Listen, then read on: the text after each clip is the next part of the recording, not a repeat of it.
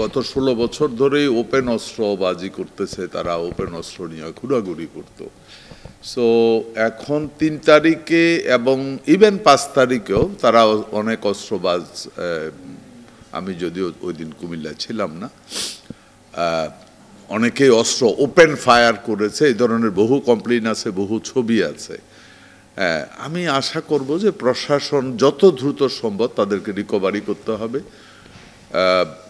কুমিল্লার সেফটির প্রশ্নে এরা জঘন্য অস্ত্রবাজ, এদের হাত থেকে এদেরকে যদি এই অস্ত্রগুলি যদি উদ্ধার করা না হয়, এটা কুমিল্লার জন্য আগামী দিনে অনেক বড় ধরনের ক্ষতি রেখে আনতে পারে।